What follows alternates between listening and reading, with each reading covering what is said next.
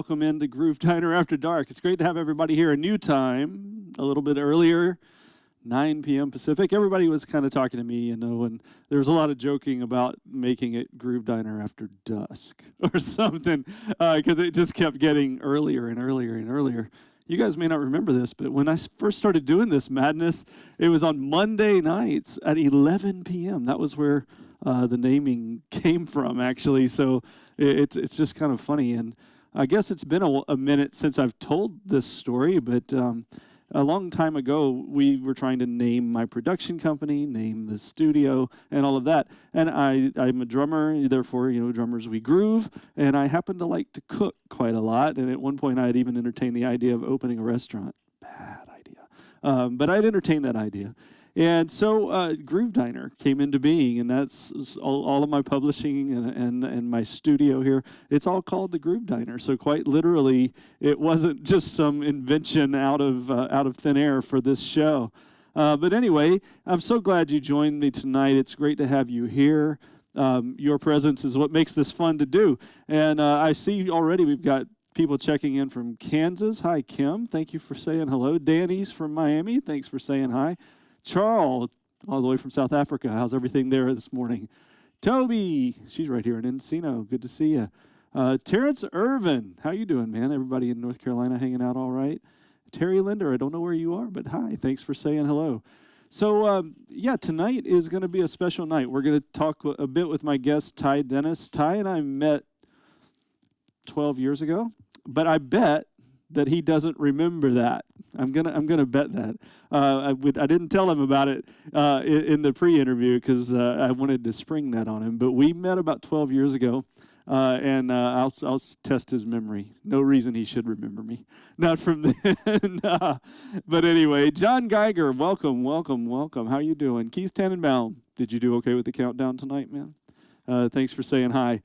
Tonight, we're going to talk with Ty, obviously, but we're also going to talk a bit about copyright, because, as you might know, last week there was some copyright infringement strikes in my direction, and I'm going to tell you what to do to avoid that. These things were resolved fairly quickly because I had documentation that the music was, in fact, mine.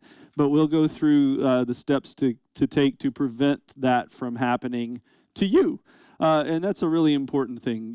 We need to, everybody needs to be better at that. So it's one of those things that I can help you with, and it's sort of where I live. So, hey, look who else is here. Steve Dave Dennering, how are you doing, brother man? Good to see you. James Brantley, Mississippi, representing. I see Ty over in the background going, yay, Dave, I see that. Awesome. So I guess you guys know each other. That's very cool.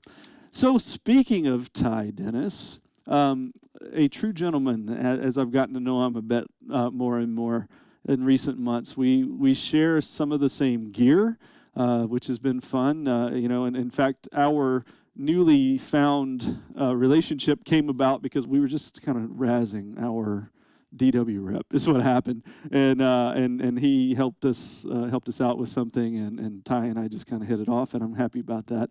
So hey, Eli Jarrah, thanks for saying hello.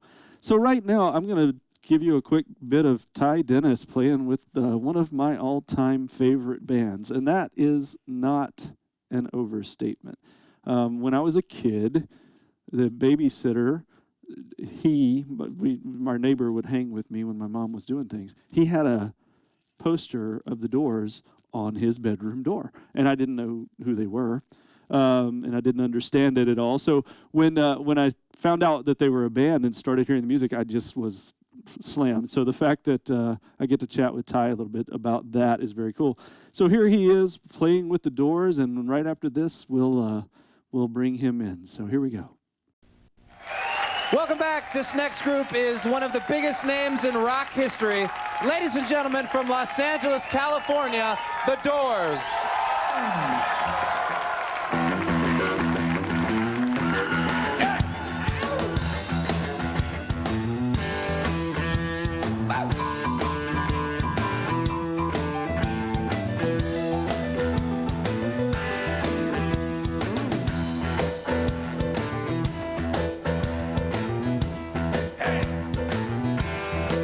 Well, keep your eye on the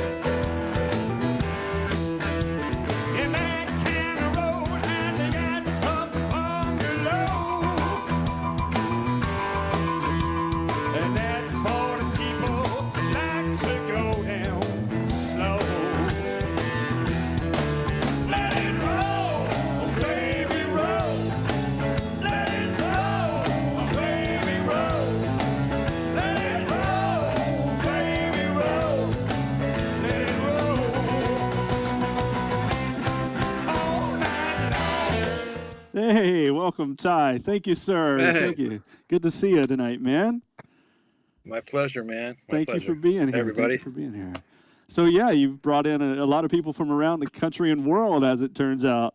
Ty Dennis, thank you, man. Do you, so 12 years ago, we did? So that's 2000 and what is that, 11? No. 09. Nine. Yeah, I was fresh off the boat here, if you will.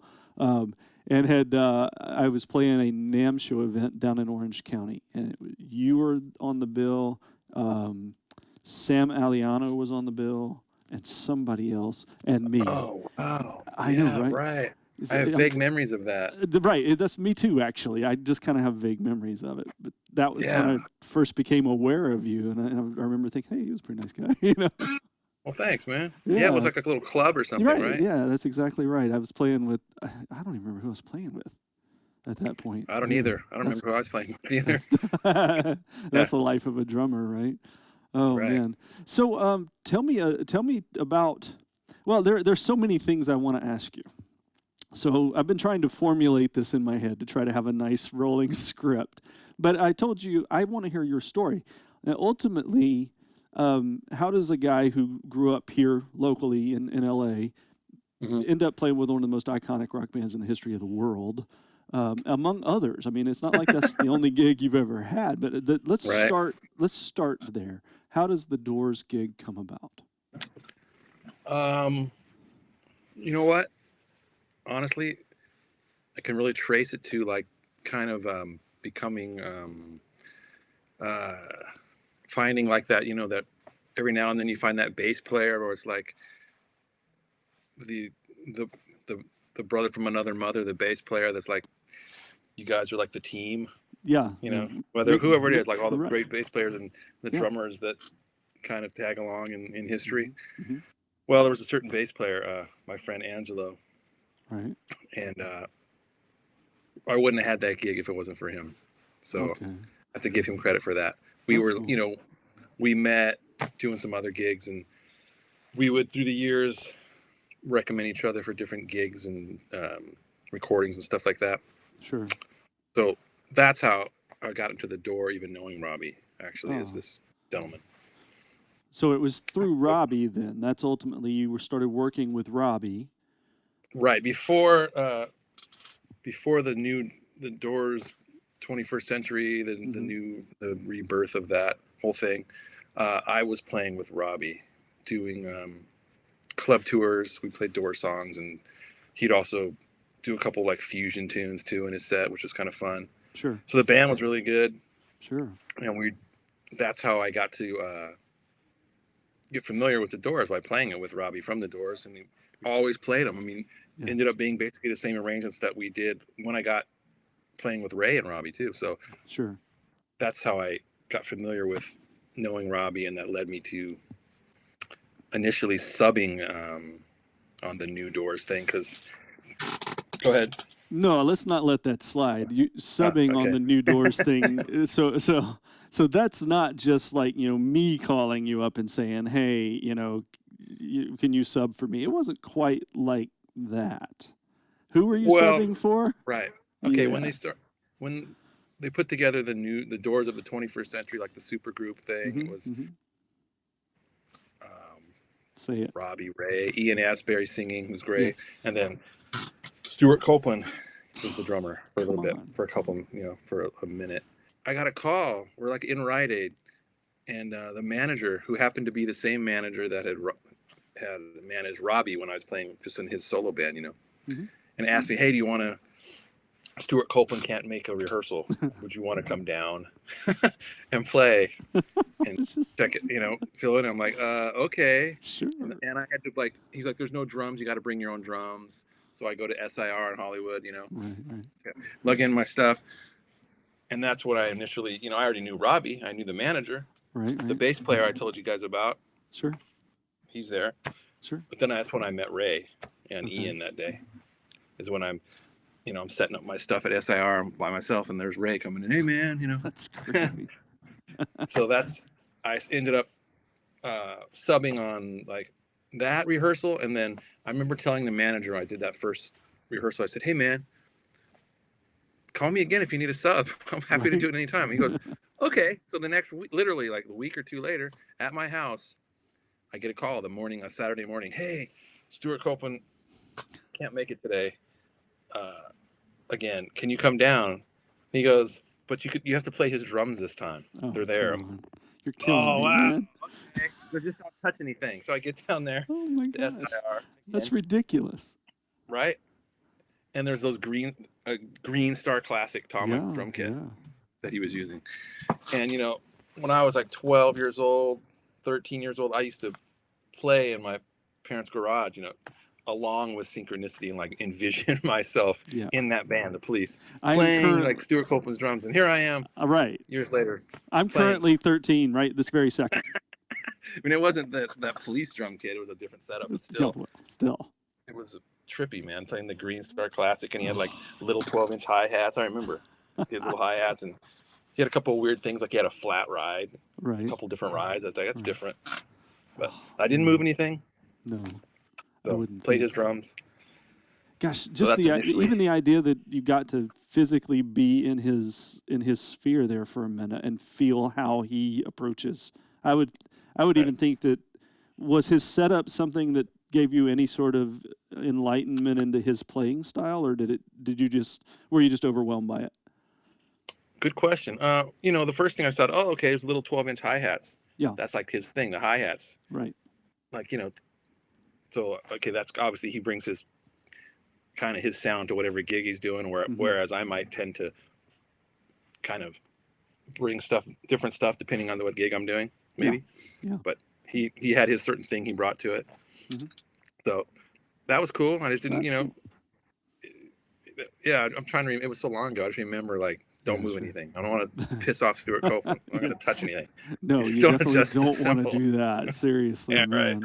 Wow, that's so great. And I know he's one of in your pantheon. Who are some of your other people in your pantheon? Well, I grew up. My dad is a drummer, a really good drummer. So I grew up in this household of great music and drumming influences. And my dad was he was teaching a lot, so there was all these drummers coming in at the time, bringing in, influencing me more and turning my little tie onto records, That's awesome. So the stuff the first big formative stuff for me was like Harvey Mason. Oh yeah. Steve Gadd. Russ Kunkel on the first James Taylor record. Oh yeah. Boy, that's so tasty. That first James Taylor record is so tasty. I know, amazing. Yeah. All the cats that played on Asia by Steely Dan. Of course, yeah. But to answer your question, the guys, I still love a lot of the same guys I've loved since I was like 10. Steve Gadd. Yep. I have always moves me. Stuart Copeland, like you said. Jeff Porcaro is like my hero. Of course. For a long time still. Yeah. The guys I felt the connection with, for whatever reason, they connect with you. It is funny, isn't it? It is an emotional connection, and it starts as a musical one, but then it becomes emotional, and you start to feel like you know them somehow. And to me, go ahead, yeah. There's certain guys, it's like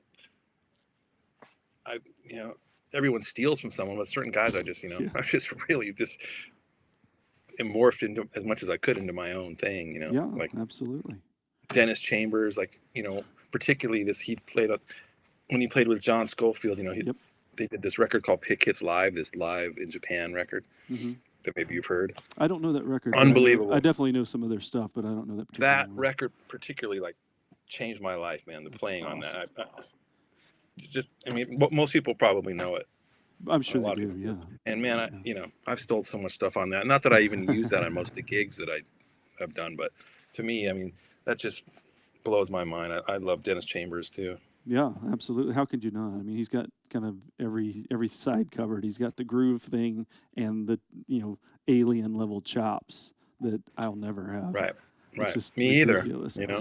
Man. So growing up in a musical family, I assume, and this is my assumption because I didn't grow up in a musical family, but I'm going to assume that when you said, "Yeah, I want to be a musician," that they were like, "Cool," and they helped you do that. Is that accurate?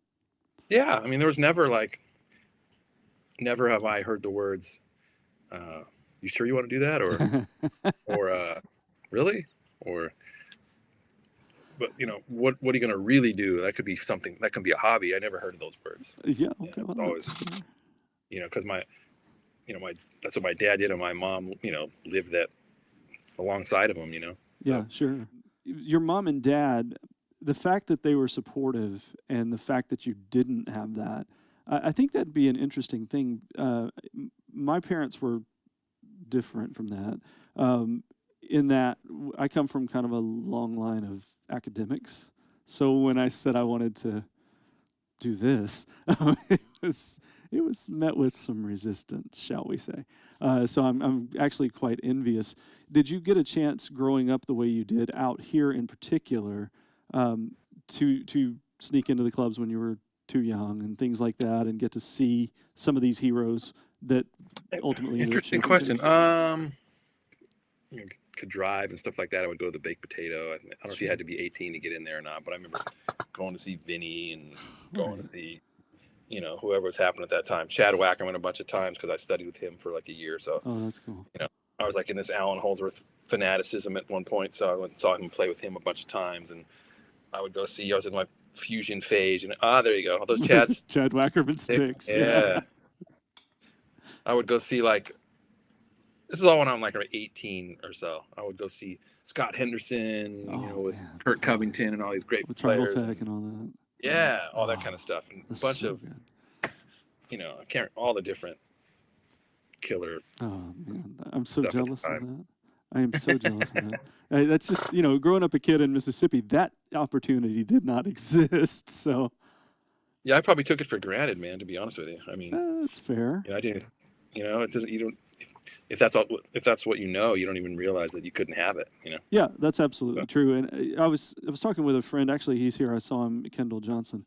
We were talking about gear. He's a new drummer. He's a fantastic musician, but he's new to drums in his 50s now, and he's just started playing.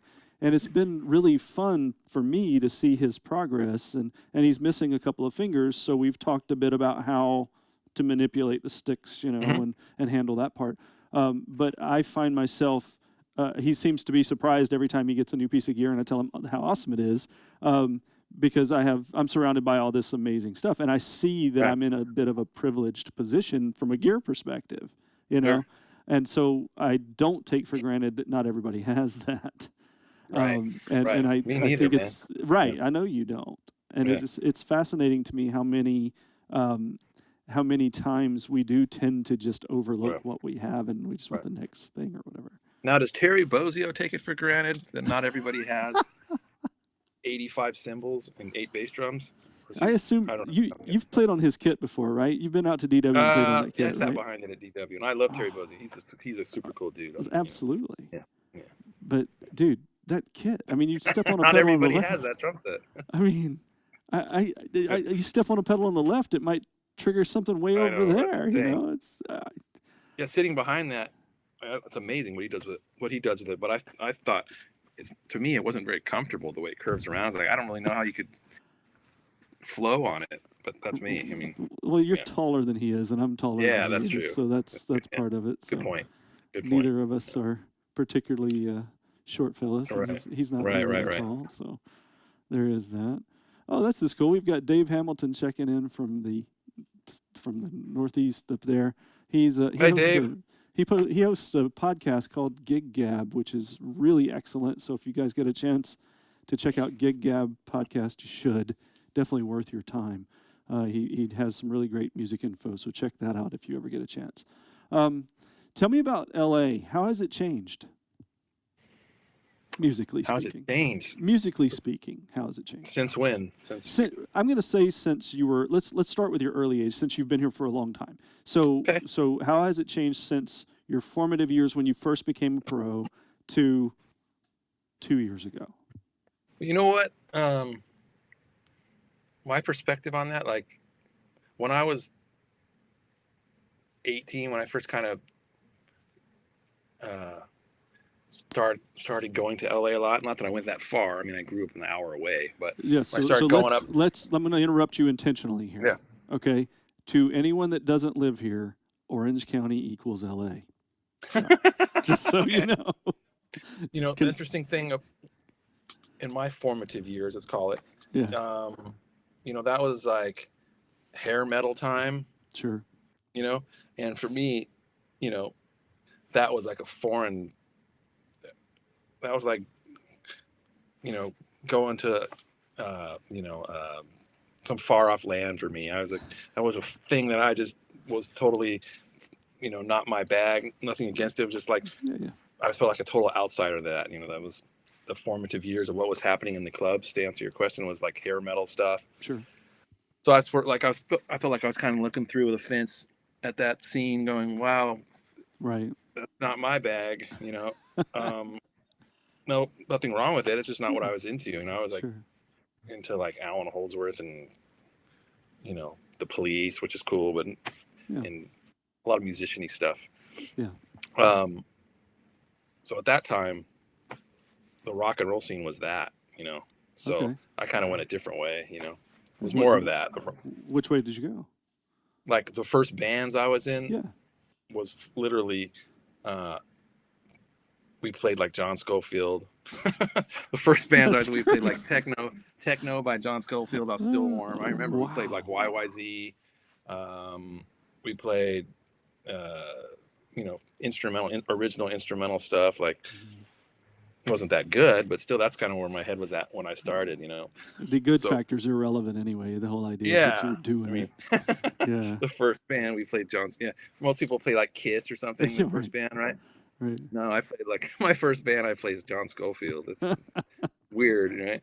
So I kind of love it actually. But how it's changed now. I mean, honestly, the biggest thing is there used to be a lot of places to play. Oh yeah, for sure. A lot. Maybe before you were here, there was a lot. Like in the late '80s, early '90s, there was a ton of places to play. But now, I mean, we'll see what happens after everything opens up again. But even last 18 months ago, there's not that many places to play. And things seem to be closing. Music mecca. You know, there's not that many places to play. So I think that's the biggest difference.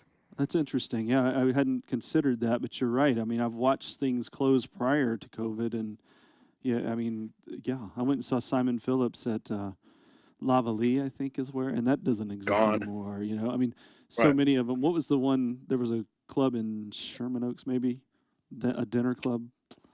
There's been like at one point there was At My Place. There was like back when I was going, Lava Lee. There was a couple different Catalinas. There was all these places you could play, like the Gig. A bunch of these places called the Gig on Melrose. All these places you could play when I was doing all these original gigs and these bands I played in. There was like a million places to play, and that they weren't all heavy metal clubs. You could play different kinds of stuff. But now that's the biggest difference. Is this in a big as music city as this is? There's, what, I don't know, 8 or 9 places to play, maybe. Yeah, seems to me. Man, that's not good. Original stuff. Cafe Cordial, Dave is helping us out there. That's exactly the one I was talking about. Right. Was Cafe Cordial. Yeah. Exactly. So I really hadn't considered that, but you are so right about that. Man. I mean, if you were an original band and you were here, it's like, or I just don't know where you could play it. I mean, that much. The whiskey and. Right. Viper. Right. Toby, At My Place was Santa Monica, right? That place had a bunch of cool, like, progressive music and all kinds of different fusion jazz and cool stuff. There's not a lot of cool places left. Like the Baked Potato's cool. Yeah. What else? Blue Whale's gone now. That's gone. Catalina's is still here, but I always find Catalina's is sort of a challenging place to go because you gotta want it to go there. That's a name joint. I mean, you're not getting in there if you just send some original band. You gotta you got to be like name in that in that genre. You have to have a track record and sell records and stuff. Yeah, in fact, I saw Chick Corea there 3 different times. So I saw it once. Totally worth. You're at the Electric Band, right? Yeah, right. I wonder if we were there the same night. That's a possibility. It might have been. Yeah. When I was there, what's his name? John Mayer sat in. Oh, no kidding! I wasn't there for the end and played. He did pretty good. He sat in and played. Got a Match. Oh, no kidding. Guitar. It was good. He knew it. Play one, you might as well play that one. Yeah, I was impressed. Yeah, that he even knew that. I was impressed. Wow, impressive indeed. Well, Right? what about with COVID? How outside of music, how has COVID impacted you personally? How has it impacted your life? Um, outside of music. Well, I mean, yeah, just the other hobbies I have, it's sort of hindered those. I mean, I used to like to go to the movies, with my Yeah, wife, and I mean, I'm a simple guy, like, go to the movies, go out to eat, and yeah, uh, go take a couple road trips. That's kind of closed for a while. Go to Hearst Castle up by Santa Barbara or something. sure, Closed sure, forever, indefinitely closed, stuff like right, that. It's hindered, yeah, doing little getaway things. right. Uh, And what about Other than that, man, I what don't about know. musically? What about musically? Yeah, it just crushed the live gigs. Crushed, Yeah, it did. nuclear bombed on that. Hmm. You know, and it's the same story as everybody else. You kind of, since you don't have a choice, you start focusing on your other directions in drumming and music, like recording and Hmm. stuff like that, that you don't have to travel for. Doing So nighttime talk shows. right, which you're doing very well, might add. Thank you. I thank you. I thank you. Yeah, Eli here has said he's sad to hear about the arc light and the right, Cinerama drum. That just exactly. killed me when I heard that was gone. It's like a humongous one of the biggest screen in Yes, somewhere the country, maybe, or it's I huge. don't know. I don't. Yeah, Yeah, we went and saw Iron Man there in the dome accidentally. My wife and I. We really didn't know what we were doing. It was right when we moved to LA. Well, let's go to this thing and see what it's about. Oh, this movie Iron Man's playing, and we just freaking loved it because we were sitting at the edge of the mezzanine with nobody in front of us. So it was like the movie was just washing over us. that's the first one, right? Yeah, yeah. That's the good one. Yeah, It's a really good I love that one. Yeah, That's it really was good. so Yeah, good. yeah, Yeah, yeah. that was so good. And we were hooked immediately on that theater, you know. Right? Oh Yeah, my gosh, just crazy. yeah. Tell me about your gear. What are you playing? Well, I'm playing DW. Which, I mean, Yay. there's a big giant DW kit here, right over this computer screen. I got one right Um, here. I've been with them. I know you have some Hey, beautiful drums, man. thank you. You do too. And I've been privileged and honored to, work with those guys since '05. And Good. real interesting, there's this kind of unique story with my dad and DW, if I Yeah, may please tell me. tell that story. My dad is a jazz drummer now. Right. He's retired now, but he got into being a jazz drummer. But he was a Freddie Gruber student. Just for The the famous record, Freddie Gruber. if you don't know who Freddie Gruber is, Freddie Gruber is a very famous drum teacher that, if you watch the any kind of Rush documentary, he's the guy that Neil Peart went to revamp his technique, and he's about motion, and he kind of teaches motion. mm-hmm. It's a big part of what he does, like dancing, if you will, when you play, Sure. metaphorically. Sure. And he's taught, I think, Dave Weckl, Steve Smith, a bunch of dudes. Many. I mean, Yeah, pretty much. bunch of guys. Pretty much everybody at some point. I think Joey Heredia, maybe two different likely. guys. That's likely. So my dad was one of the guys in the early '70s that would, do the Freddie Gruber lessons, and he's like a big, hilarious character on his own, as a person too. No A lot of kidding. stories about that. Yes, absolutely. Like my dad would go to take a lesson. He'd be like, go get me some cigarettes. Okay, yeah, he's just a funny cat. That's But awesome. anyways, my dad got a gig teaching at Drum Workshop when it was actually a little storefront in Santa Monica, Right. making these drum seats that open up and you put it inside. They're like the Right. black. You've maybe The seen canisters. The canisters. The canisters. Yeah. That's the first thing they made. Right. So he was teaching there in Santa Monica at their store when they were just started making the seats, and maybe got into making pedals. Maybe they might have bought the Camco Sure. machinery. Sure. But so he was a teacher there All right. when Dom and John were there making the seats. Mm-hmm. 1972, Right. 3. So I'm like 1 year old. Right. Anyways, that's kind of the Dentist Association was from Workshop. Actually goes that far back. And last time I went to DW before the world shut down, you know, and I picked up this new kit. My dad came with me, and he hadn't seen John and Dom in a long time, you know. And they were, so there was like a little reunion. We, you know, we went to the. Of course, we went to the. My dad and I went to the Olive Garden with John. Of course, you have to go to the Olive Garden with John. Yeah. And they had this old, and we go to see Dom in his office, and he pulls out this old. He goes, "Oh, hold on!" He goes and pulls out this old book with like, it was like the schedule of students from 1972 or something, handwritten, you know. I still have this. Like this book he had was like, the pages were yellow, and you know. Right. That's fantastic, man. But that's the DW Association. So that's so great. I love that. Yeah, I got this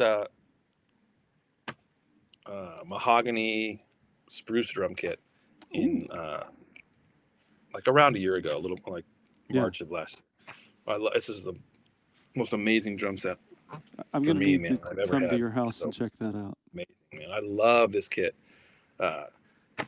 Just for what I want out of a drum kit. Yep. I still, every time I play it, I mean, I play it almost every day. I still like go, God, this is badass. Still, I've played it like, you know, hundreds of times now. I still get moved by it. I love it. The way it sounds and responds. It's, you know, so of all the different shells they have, and they're all great. I'm really happy with the choice I made with this one. I did a lot of like research and kind of thinking about what I wanted, because I didn't need another maple kit. I have a bunch of that. So I was like, I want something else. So I've actually got a maple spruce sitting over there. It's a maple spruce. And, those are great too, man. Yeah, I'd love to hear the difference in the maple spruce and the mahogany spruce side by side. They're like cousins. You know, the maple spruce. I know the bass drums are super badass. Right. Maple spruce. I thought the bass drums are killing. Yeah. Yeah, I'm actually I'm going through heads. Remo and I have been on the head hunt for the maple spruce. I like a lot of clarity in my tom sound, and so finding the right head combination to get the clarity level that I'm looking for out of that kit has proven to be a little different than I expected. Not bad, just different, you know. And the heads that I default to typically, vintage ambassadors, don't really work on that kit the same way, and it's just the way the shell responds. You know, it's got so much depth of tone that I'm having to figure out the clarity factor. Right. Yeah, these, I think I have just a single ply whitehead on these. You know, I play Aquarian. I love Aquarian. Chris Brady over there is my bro. So I have just the texture coated, which is like a kind of like Aquarian's ambassador type of thing. And different snare drums. So I don't always have the same snare drum head, because I have a lot of different snare drums, and they have different heads on them and stuff. But this kit, I have two kits with it that have, I know it's weird, 23-inch bass drum.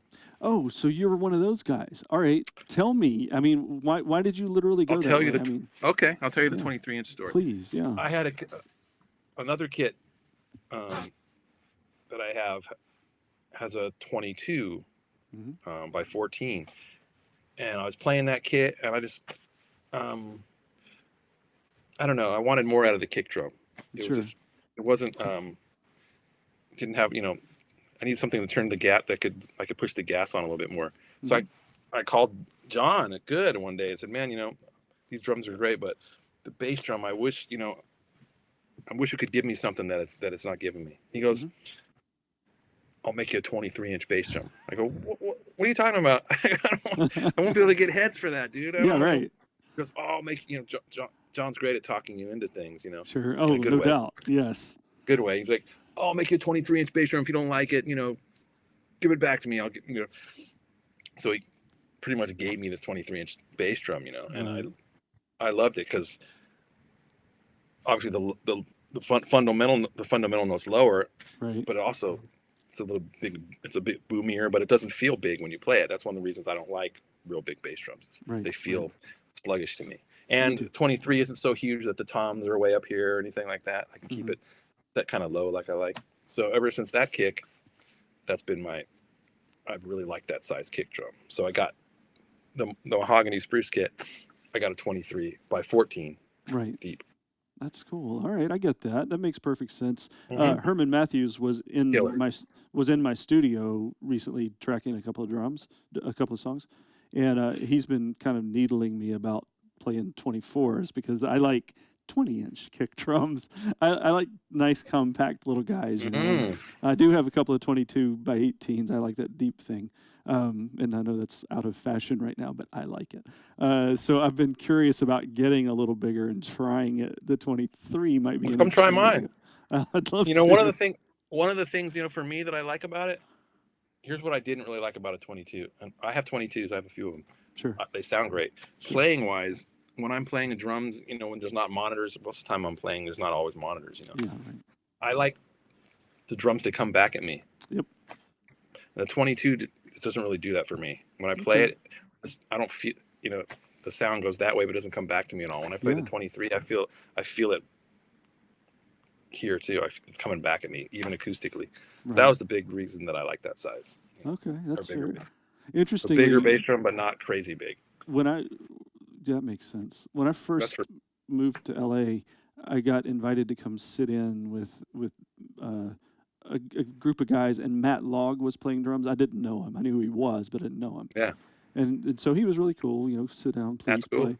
And I still really don't know him, but he had a 26-inch bass drum, and me being That's Mr. great. 20, I was just lost, and I played terribly. That's probably why he doesn't know who I was, because I was so lost on that giant kick.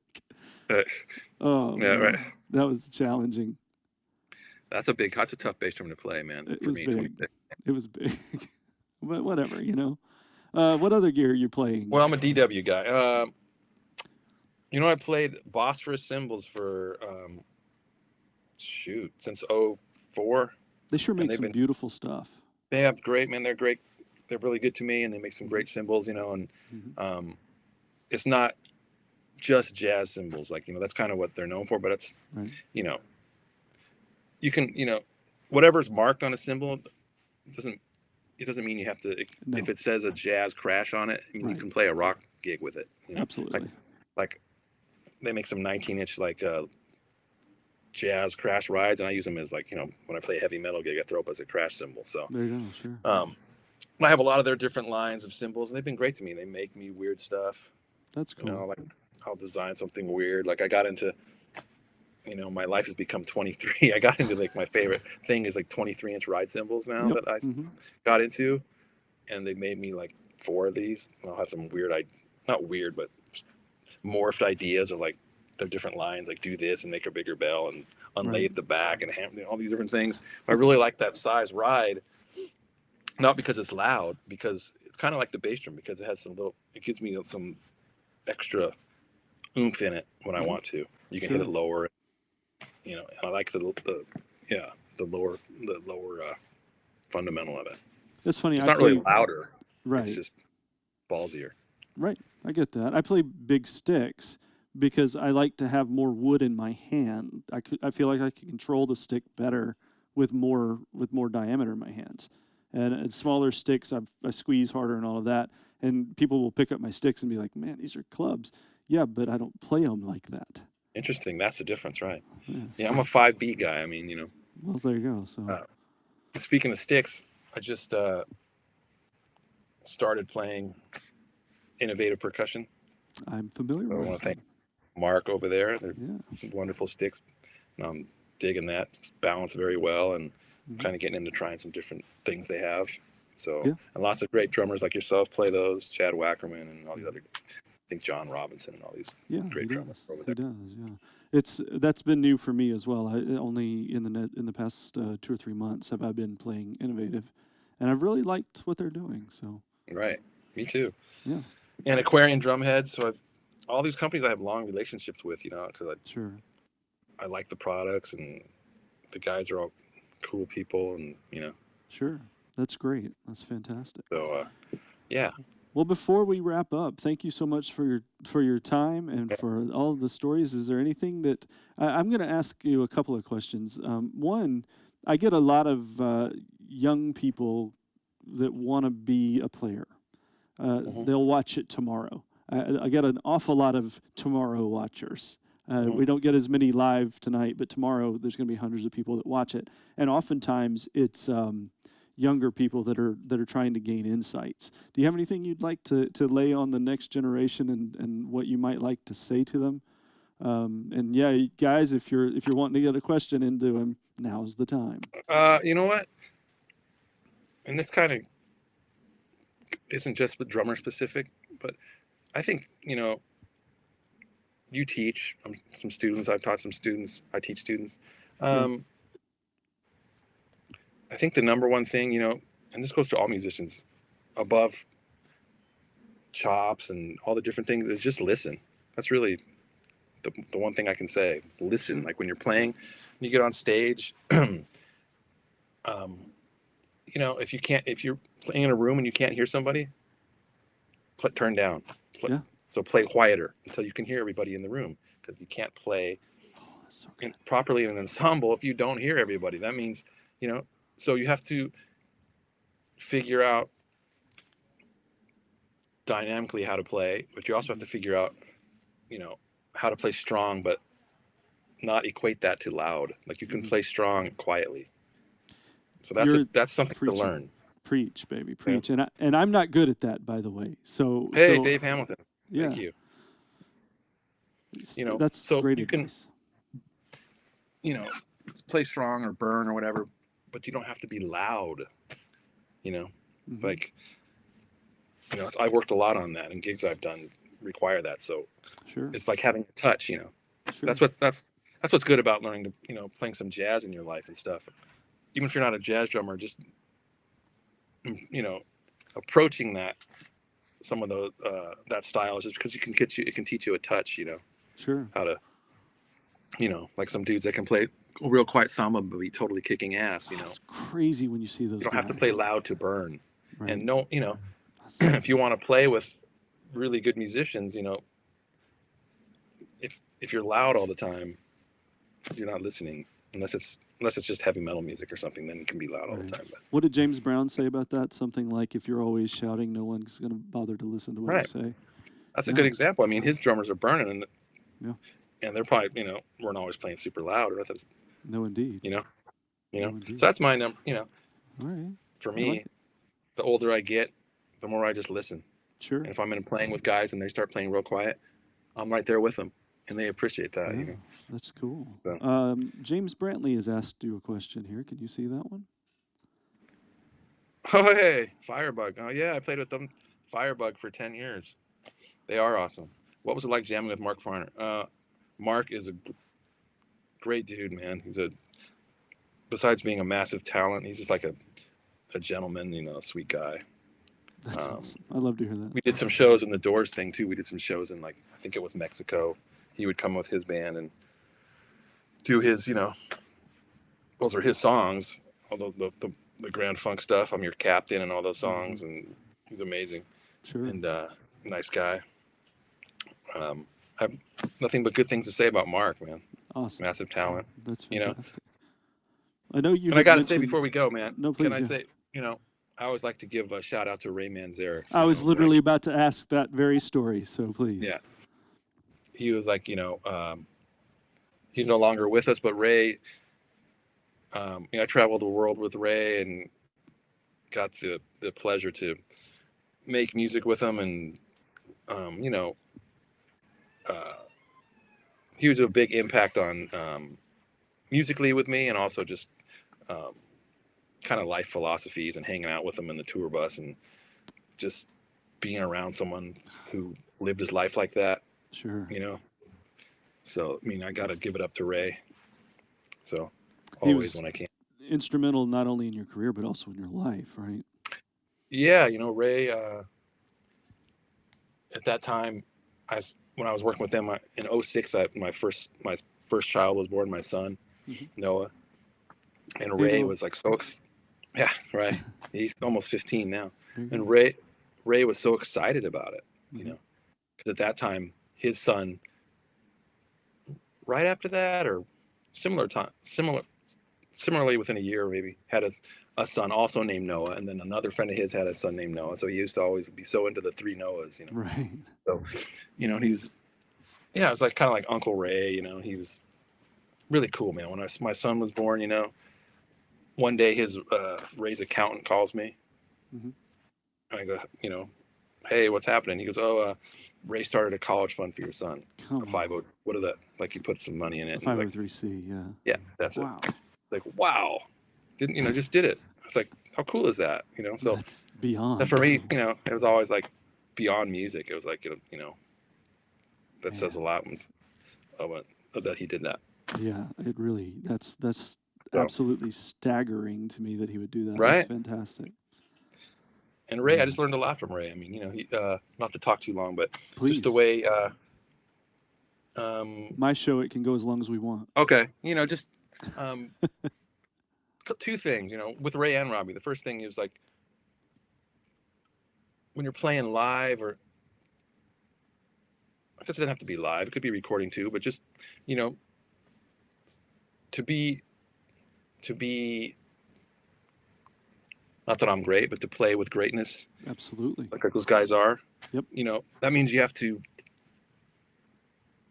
and to be artistic and to have the improvisational element, that means you have to go for it. So those guys would sometimes go off to strange exploratory lands on stage. Sure. And when that happens, it's not always great.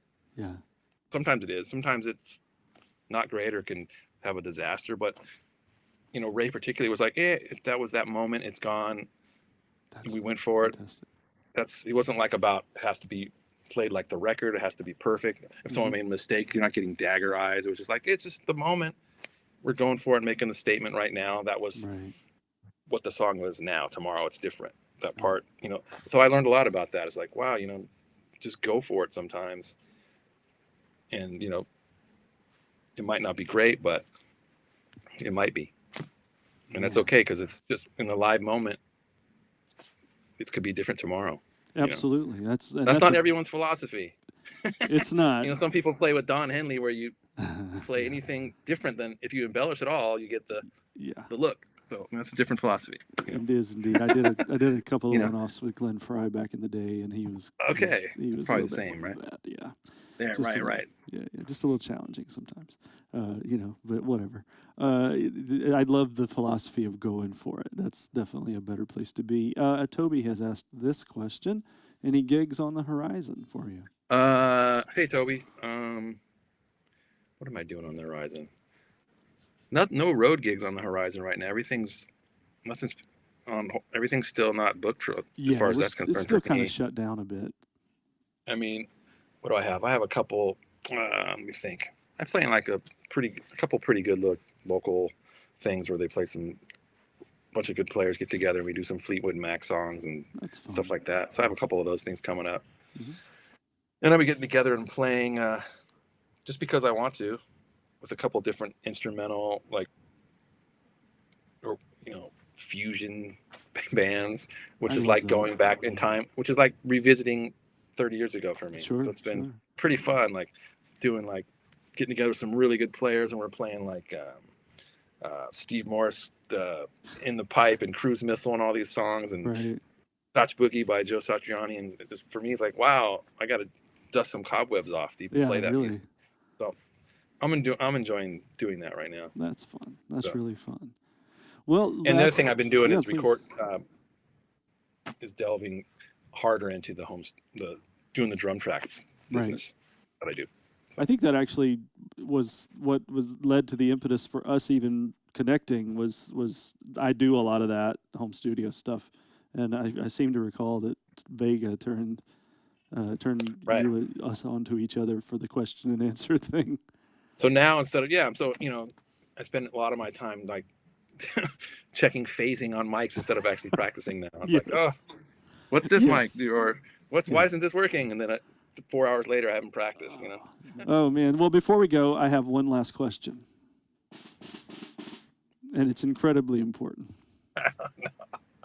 And there is a right answer, and if you don't get the answer right, it could be really problematic with our friendship. Right. What? Are you ready? Other than Jesse's Girl, what is your favorite Rick Springfield song?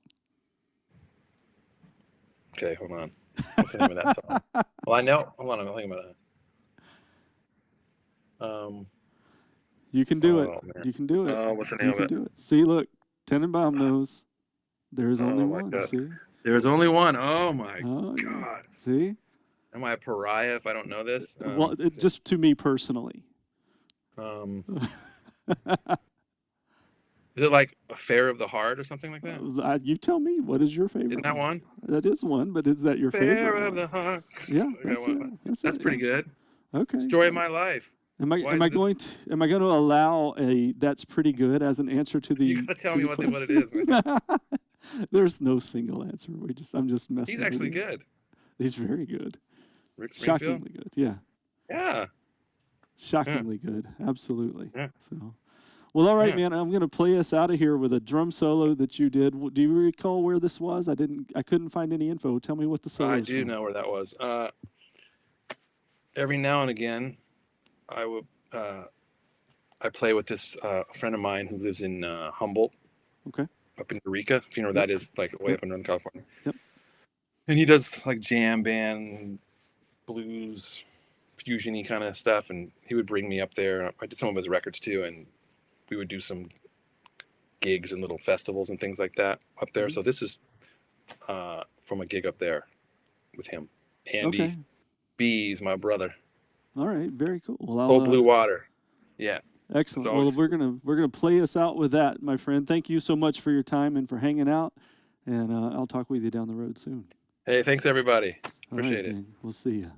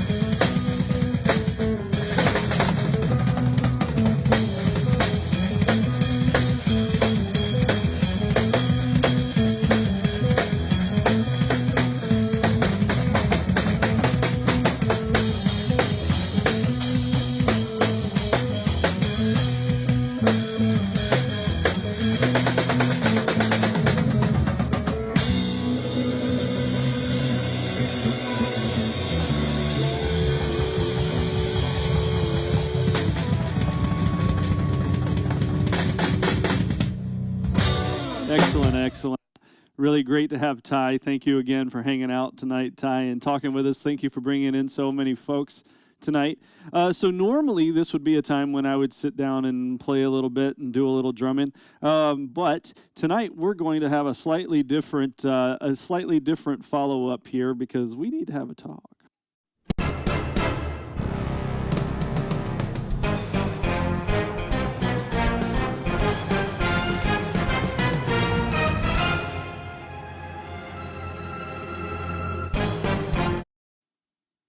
Hey, so yes, last week there was a little difficulty with some copyright, and I wanted to talk about that because you guys know that I make my living in the land of copyrighted music. In case you don't know, the thing that I do for a living mostly is I compose music for television and film, and that's been my livelihood for the past 15-ish years now. And because of that, I have extensive libraries, hundreds and hundreds of songs with hundreds of thousands of song placements on television and in film. I have so many pieces of music that I often will just grab things and use them in this broadcast, for instance. So last week, I was doing a drum tuning thing, and I wanted to have a little intro for each section, how to tune toms, how to tune snare, etc. And I had a little intro, and that intro on the tom one specifically included some little tom thing that I recorded in 2011, and I had sold that song to Sony. Well, I forgot that I sold it. I didn't license it. I sold it as an exclusive. And they put a copyright strike on the 4 seconds of that was happening. So unfortunately, the video got taken down immediately, so nobody could see it in 279 countries. That means worldwide, obviously. And that became a problem, so I had to figure out what had happened. Ultimately, once I figured it out, I went in and removed that piece of music. Even though it was mine, technically, I wrote it. I had sold it. So that was a mistake that I made. So better bookkeeping on that end. That I am typically impeccable with my bookkeeping, with songwriting and whatnot. For whatever reason, that 4 seconds caused that copyright problem. We got it sorted very quickly. Within 24 hours, the video was up on YouTube where it currently sits. So the moral of that story is be sure you know exactly what's going on with your songs before you put them out, because the copyright strike leads to the video being taken down. It's sort of a guilty until proven innocent situation, which, you know, I'm not a big fan of that. I don't think any of us really are, but that's the way that's the way the digital world works, where the companies, Facebook in this case, cover themselves, and I understand that. So I understood, I fixed it, everything was fine. Then I went the next day and saw a copyright strike on the past 3 videos that I had done on YouTube, and I was like, what is this? So I took a look. In the closing credits, which you will see here in a few minutes, there's a song that I wrote with some songwriting partners of mine in 2014. It was written for Fox Sports specifically, and I still own the rights to it.